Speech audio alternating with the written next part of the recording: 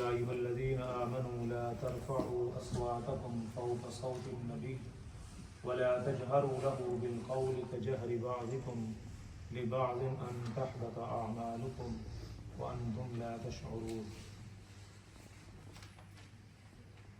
إن الذين ينادونك من وراء الحجرات أكثرهم لا يعقلون ولو أنهم صبروا حتى تخرج إليهم لكان خيرا لهم والله غفور رحيم. یہ سورۃ الحجرات کی چند آیات کریمہ ہیں. حجرات حجرہ کی جمع ہے. حجرہ کہتے ہیں کمرے کو، جیسے نبی پاک صلی اللہ علیہ وسلم جس حجرے میں اس وقت آپ آرام فرما ہیں اسی حجرے کا یہ ذکر ہے. اس کا شان نزول یہ ہے کہ نبی پاک صلی اللہ علیہ وسلم دن کے وقت اپنے حجرہ کے اندر آرام فرما رہے تھے تو بنو تمیم کے کچھ لوگ آئے اور انہوں نے آپ صلی اللہ علیہ وسلم کو آوازیں دینی شروع کر دی کہ یا محمد اخرج علینا، یا محمد صلی اللہ علیہ وسلم باہر تشریف لائے. وہ کوئی مسئلہ پوچھنا چاہتے تھے اور انہوں نے آ کر نبی پاک صلی اللہ علیہ وسلم کو اونچی اونچی آواز کے اندر بلانا شروع کیا. اللہ رب العزت کو ان کا اس طرح رسالت میں آپ صلی اللہ علیہ وسلم کو مخاطب کرنا اور بلانا انتہائی ناپسندیدہ گزرا. اللہ رب العزت نے اس سلسلہ میں ایک پوری سورۃ الحجرات جو ہے وہ نازل کی اور بتایا ان الذین ینادونک من وراء الحجرات اکثرهم لا یعقلون. اس طرح کے لوگ جو حجرات کے باہر میں نبی پاک صلی اللہ علیہ وسلم کو بلا رہے ہیں جو ہے یہ اکثرهم لا یعقلون، یہ ان میں سے اکثریت ان کی ہے جو عقل اور شعور نہیں رکھتے. وَلَوْ أَنَّهُمْ صَبَرُوا حَتَّى تَخْرُجَ إِلَيْهِمْ لَكَانَ خَيْرًا لَهُمْ. ان کے لیے یہ بہتر یہ تھا کہ جب وہ انتظار کرتے جب رسالت میں آپ صلی اللہ علیہ وسلم اپنے گھر سے باہر تشریف لاتے تو پھر ان سے وہ مخاطب ہوتے. اس طرح آپ صلی اللہ علیہ وسلم کو تکلیف دینا اور اس طرح مخاطب کرنا اس کی کسی طرح بھی اجازت نہیں.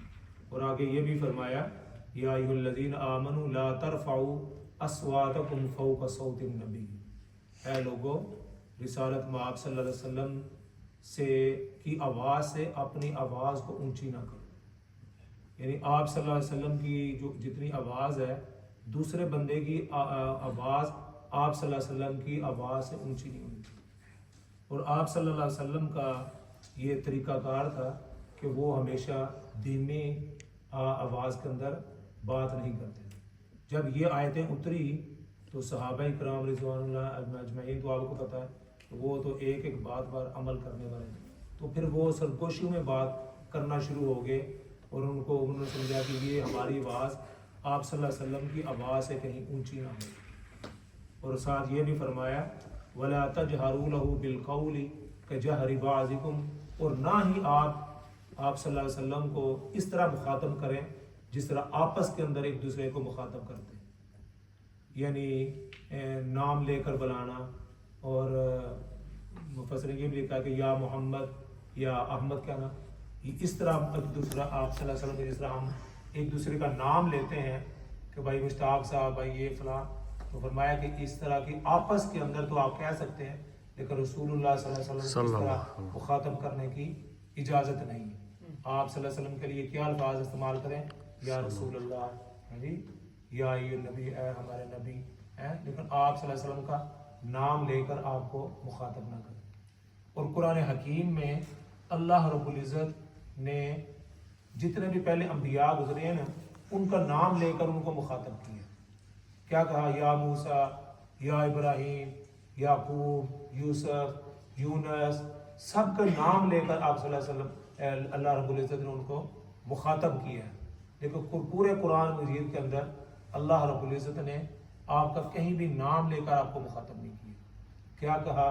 یا ایھا المزمل، اوڑھنی جو ہے نا وہ پہننے والے، جی یا ایھا المدثر، یا کپڑے پہننے والے، یاسین، جی اسی طرح فرمایا یا ایھا النبی، یا ایھا الرسول، تو کہیں بھی یہ نہیں فرمایا یا محمد، جس طرح یا آدم کہا، یا موسیٰ کہا، یا عیسیٰ کہا. تو آپ صلی اللہ علیہ وسلم کا عزت و احترام اللہ رب العزت نے خود بتلایا، اور اگر کسی نے گستاخی کی تو آپ اللہ رب العزت کو یہ اس پر بڑا غصہ آیا، اور اسے فوری طور پر اللہ رب العزت نے قرآن حکیم کے اندر اس کی مذمت کی، اور کہا کہ اس طرح جس طرح آپس میں ایک دوسرے کو مخاطب کرتے ہو، کبھی بھی رسالت میں آپ صلی اللہ علیہ وسلم مخاطب کر کے نہ بلایا کر. اور ساتھ یہ بھی فرمایا ان تحبط اعمالکم، اگر تم نے رسول اللہ صلی اللہ علیہ وسلم کی آواز سے اپنی آواز کو اونچا کیا، یا ان کو جس طرح آپس میں ایک دوسرے کو مخاطب کرتے ہو اس طرح مخاطب کیا، اور تمہارے اعمال جو ہے نا وہ ضائع ہو جائیں گے. ان تحبط اعمالکم وانتم لا تشعرون، اور تمہیں اس بات کا شعور بھی نہیں ہوگا، اور تمہارے اعمال سارے کے سارے ضائع ہو جائیں گے. تو جس طرح زندگی کے اندر رسالت میں آپ صلی اللہ علیہ وسلم کا عزت و احترام اور ناموس تھی، اسی طرح آپ صلی اللہ علیہ وسلم کی وفات کے بعد اسی طرح آپ صلی اللہ علیہ وسلم کا ادب احترام وہ اسی طرح برقرار ہے.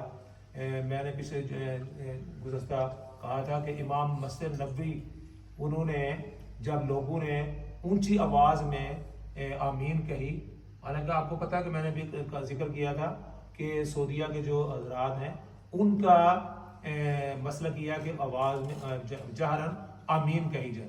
وہ تو جہرن کہتے ہیں، جس طرح جو بھی ہم جاتے ہیں آپ کو پتہ ہے وہ اونچی آواز سے آمین کہتے ہیں. لیکن انہوں نے امام صاحب نے جب یہ دیکھا کہ لوگ جہرن نہیں کر رہے، یہ بلکہ چیخ رہے ہیں اور بہت اپنی آوازوں کو بہت زیادہ بلند کر رہے ہیں، انہوں نے سلام پھیرنے کے بعد اور لوگوں کو مخاطب کر کے کہا کہ رسول اللہ صلی اللہ علیہ وسلم کے ادب کا تقاضا ہے کہ اپنی آوازوں کو پست رکھیں، آمین بھی کہیں لیکن آمین اتنی اونچی آواز میں نہیں ہونی چاہیے، جہرن ہو لیکن چیخنے اور چلانے کے انداز میں نہ ہو. فرمایا کہ یہ آپ صلی اللہ علیہ وسلم کا، انہوں نے یہ بھی کہا کہ مسجد نبوی کا اور آپ صلی اللہ علیہ وسلم کے ادب کا تقاضا ہے کہ اپنی آواز کو پست رکھیں، مناسب طریقے سے آپ کہیں آمین، بس ہو گیا، اتنی کہنے سے بھی آمین ہو جاتی ہے. یہ نہیں کہ آپ چیخ کر جو ہے نا بہت اونچی آواز سے کہیں اور پوری مسجد اور پورا جو ہے نا وہ ایک نظر آئے کہ یہ آدمی چلا رہا ہے، آمین نہیں کہہ. تو ان کو انہوں نے اسی وقت کہا کہ جس طرح آپ صلی اللہ علیہ وسلم کی زندگی کے اندر اپنی آوازوں کو اونچا کرنا منع تھا، آج بھی اسی طرح یہ آپ صلی اللہ علیہ وسلم کا جب یہ آدمی مسجد نبوی کے اندر جائے تو اپنی آوازوں کو اونچا نہ کرے. اگر اونچا کرے گا تو اس کے اعمال جو ہیں وہ ضائع ہو جائیں گے. تو یہ جو سورۃ الحجرات ہے اس کے اندر سب سے پہلے تو آپ صلی اللہ علیہ وسلم کا آپ کی عزت، ناموس اور آپ کا احترام بتلایا گیا ہے، اور کہ آپ کے ساتھ آپ صلی اللہ علیہ وسلم کے ساتھ ہمارا رویہ کس طرح ہونا چاہیے. دوسرا اس صورت کے اندر جو مسلمان ہیں ان کے درمیان اتفاق اور اتحاد قائم رکھنے کے لیے کن باتوں پر عمل کرنا چاہیے، وہ بھی اسی صورت کے اندر اسی ضمن میں. پہلے اصل مخاطب تو رسالت میں آپ صلی اللہ علیہ وسلم کی ذات اقدس تھی، اسی کے ضمن میں مسلمانوں کو بھی کہا کہ وہ ان کا آپس کے ساتھ کس طرح کے تعلقات ہونے چاہیے، کس طرح ایک دوسرے کو مخاطب کرنا چاہیے. وہ انشاءاللہ العزیز کا ذکر کریں گے. اور اللہ تعالیٰ نے یہ بھی فرمایا کہ جو ہم ایک دوسرے کو مخاطب کرتے ہیں، ایک دوسرے کے ساتھ استہزاء کرتے ہیں، وہ آپس کے اندر جھگڑے کا، فساد کا اور نفرت کا سبب بنتا ہے، اس سے بھی منع کیا گیا ہے. اگلی آیات جو ہے وہ اس سلسلے میں وہ انشاءاللہ کل ذکر کریں گے. اور اس میں ایک بات یہ بھی ارشاد فرمائی انما المؤمنون اخوۃ فاصلحوا بین اخویکم واتقوا اللہ لعلکم ترحمون، کہ مسلمان مومن جو ہیں وہ سارے بھائی ہیں. تو بھائی ہیں، ان کے اندر بعض اوقات لڑائی جھگڑا بھی ہو جاتا ہے، تکرار بھی ہو جاتی ہے. فاصلحوا بین اخویکم، تو کوشش یہ کریں کہ اپنے بھائیوں کے درمیان جو ہے وہ اصلاح کی کوشش کریں.